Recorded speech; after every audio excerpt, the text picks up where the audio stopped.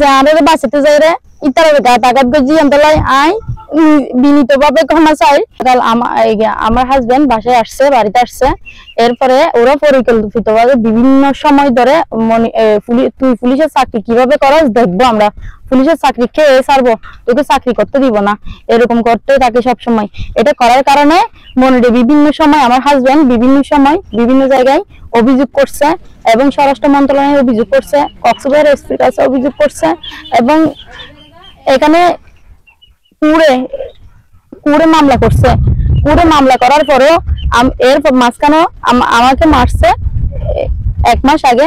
এরপর আমরা জিডি করছিলাম, জিডি করার পরে ওসি স্যারে ডাকাইছে, ওসি স্যারের বিচার মানে নাই। ওরা ওসি স্যারের বিচার না মানার কারণে ওই জিডিটা পুরো পাঠা দিয়েছে ওসি স্যারে। এর মধ্যে আবার আমার হাজবেন্ড আসছে মাত্র, এরা আমাকে মারতেছে, আমার শাশুড়িকে মারতেছে। তাহলে যখন মারতেছিল তখন আমার হাজবেন্ড আমাদেরকে বাঁচাতে গিয়ে ওদেরকে ভয় দেখাইছে, একটা কোদাল হাতে নিয়ে ওদেরকে বলতেছে যে সরে যা, মারিস না, যা হবে হবে। এটা নিয়ে সবসময় গন্ডগোল করতে থাকে। একটা রাস্তা আমাদের 20 শতক একটা জায়গা আছে আমার শ্বশুরের, ওই 20 শতকের জায়গার মধ্যে 3 করা মতো জায়গা রাস্তা, চলাচলের রাস্তা, আমাদের একমাত্র চলাচলের রাস্তা হচ্ছে ওটা।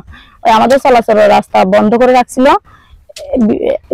মানে বিগত 1 বছর আগে যখন পুলিশ কর্মবিরতি ছিল তখন চলাচলের রাস্তাটা ভেঙে ফেলছে, ওরা কেটে ফেলছে। এটার কারণে আমার মানে স্বামী মামলা করছিল, মামলা করার পরেও কোনো সমাধান পায় নাই। না পাওয়ার কারণে ওরা বিভিন্ন সময় বলে যে তোকে মেরে ফেলবো, তুই বউরে মেরে ফেলবো, হুমকি দেয়। এই হুমকির কারণে আমি নিজে ভিকটিম হয়ে জিডি করছি, আমার হাজবেন্ড নিজে ভিকটিম হয়ে কক্সবাজার পুলিশ সুপারের কাছে অভিযোগ করছে এবং স্বরাষ্ট্র মন্ত্রণালয়ে অভিযোগ করছে। এর মধ্যে আমার শাশুড়িকে মারছে, আমাকে মারছে, গত রাতে আমাদের বাসায় সবকিছু ভেঙে চুয়ে গুড়িয়ে দিছে, আমাদের বাসায় হামলা করে সব আমার আন্টি নিয়ে গেছে, স্বর্ণের চেইন নিয়ে গেছে, তারপরে আমার শাশুড়িকে মেরে গেছে। আমি তো ছিলাম না, আমি হসপিটালে ছিলাম, আমাকে কক্সবাজার হসপিটালে রেফার করে দিছে চকরিয়া হসপিটাল থেকে। আমার পায়ে ব্যথা, হাতে ব্যথা, আমার এই মাথায় ব্যথা, আমি ভালো করে কথা সহ বলতে পারতেছি না, তারপরেও বলতেছি। শুধু আমার স্বামী কোনো সন্ত্রাসবাদী না, বিগত কোনোদিন কোনো সন্ত্রাসবাদীর সাথে জড়িত ছিল না। ও নিজে একটা নিরীহ মানুষ, ওর ভাইও নাই, বোনও নাই, ও একমাত্র সন্তান। ওর বাবাটাও মারা গেছে, শুধু মা এখন বাঁচি আছে, মা বৃদ্ধ। ওনার মা 60 বছরের বয়সে একটা বৃদ্ধ মহিলা। আমি আর আমার 60 বছরের বৃদ্ধ শাশুড়ি আর আমার ছোট 2 বছরের বাচ্চা আমরা বাড়িতে থাকি। ওরা বিভিন্ন সময় আমাদের উপরে হামলা করে। হামলা করার পরও ওরা বলতে খারাপ আবুল হোসেন, শাহরিয়ার হোসেন আলিফ, ওনার মা এবং হচ্ছে ওনার 2 মেয়ে, তারপরে ওনার ভাই আবুল হোসেনের 2টা শালা, ওরা আমাদের উপরে সবসময় অত্যাচার করে। আরো কয়েকজন গুন্ডা ফান্ডা নিয়ে আসে। কালকে রাত্রি আমাদের বাসায় সব ভেঙে চুরে গুড়িয়ে দিয়ে গেছে। আমাদের এই অবস্থা, আমাদের দুর্দশা। আপনাদের কাছে আমি বিচার চাই। আমার স্বামী কোনোদিন কারোর সাথে কোনো অন্যায় করে নাই, আপনাদের কাছে আমি বিচার চাই, ওকে যেন খালেজ করে দেয়। ও কোনো দোষী না, ও যদি দোষী হতো বিগত 1 বছর ধরে নিজে বাদী হয়ে মামলা করতো না এবং স্বরাষ্ট্র মন্ত্রণালয়ে অভিযোগ করতো না, এসপি স্যারের কাছে অভিযোগ করতো না, ডিআইজি স্যারের কাছেও জানাইছে এই বিষয়টা, ও চাকরি খাবে, এরকম করবে।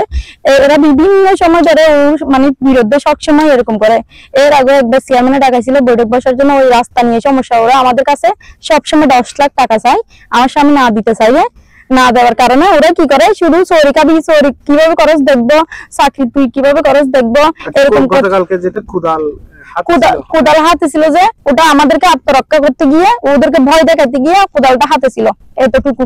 এই কোন সন্ত্রাসের সাথে জড়িত না, এই সবসময় নিরীহ একটা মানুষ, ওর ভাই বোন কেউ নাই, ওর পক্ষে কথা বলার জন্য কেউ নাই এখন বর্তমানে। আমরা ভিডিওতে দেখলাম কোদাল নিয়ে আপনার স্বামী ওই যে একজন লোককে মারধর করতেছিল, আসলে কি কারণে ওখানে মারধরটা হয়েছিল একটু বলুন। আমাকে গলা চিপে ধরছিল ওর ছেলে, তারপরে ওর স্ত্রী আমাকে চুল ধরে টানতেছিল, আমার এখানে কোনায় সহ বসে গেছে, অনেক জায়গায় আমার এখানে ব্যথা, এখানেও ব্যথা, আমার অনেক জায়গায় এখানে আঘাত হয়েছে। এখন আমি সবার কাছে, আপনাদের কাছে রিকোয়েস্ট করতেছি এবং বিচার চাচ্ছি, আমার স্বামীকে যেন মানে বিনা দোষে শাস্তি না দেয়। আমি সবার কাছে হাত জোর করে অনুরোধ করতেছি, ও যদি অপরাধী হয় তাহলে আজকে কয়েক বছর ধরে অভিযোগ করতো না, এই কয়েক বছর ধরে আমরা নিজেরাই আমরা ভুক্তভোগী দেয়। এই জন্য সব সময় আমরা চাই যে মানে কোনো সমস্যা না হওয়ার জন্য সবসময় আমাদের কাছে চাবে ভাই আমার স্বামী কয় টাকা চাকরি করে, কয় টাকা বেতন পায়, ওদের 10 লাখ টাকা কোত্থেকে দিবে, এটা বারবার বলছে। ওনার সহ ধরে বলছে যে পরিকল্পিত ভাবে ও চাকরিটা খেতে চাচ্ছে, ও যে একটা পুলিশের চাকরি করে এই জন্য কাটতে চাচ্ছে। আর ওদের আমাকে মারার পরে স্যার একটা মামলা দিছে, কেন মামলা দিছি এটা বলে আমাদেরকে মারতে আসছে। কেন মামলা দিছি, তোরা কেন মামলা দিছিস, মামলা কেন দিছিস, ছোট লোকের বাচ্চা কেন মামলা দিছিস, এটা বলে আমাকে যখন আমার শাশুড়িকে আর আমাকে মারতে আসছে তখন আমার হাজবেন্ড আমাদেরকে মানে চোরাই আনতে গিয়ে ভয় দেখাইতে গিয়ে ওই এরকম মানে হাতাহাতির মধ্যে বাড়ি খেয়ে গেছে। এটা বাঁচাতে যাই রে ইতারা গাত আঘাত গজি আন্তলায় আই বিনীত ভাবে ক্ষমা চাই এবং আজ জামাইও নিজেই বিনীত ভাবে ক্ষমা চাইব বেগুন হাসে স্যার। এবং আই শুধু রিকোয়েস্ট করছেন রে ইতারা আসামি আর ইতারা যারা আর মাইজে দেয় যে তারা উফেল নেয়ারের এবং আর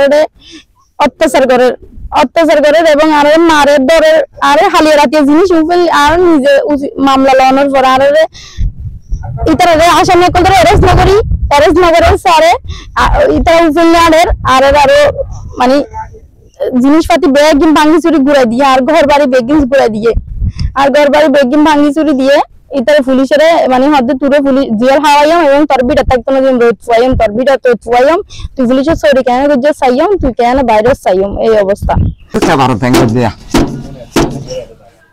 দিবে হন এই হন এনে তিনর হর হদ মানুষ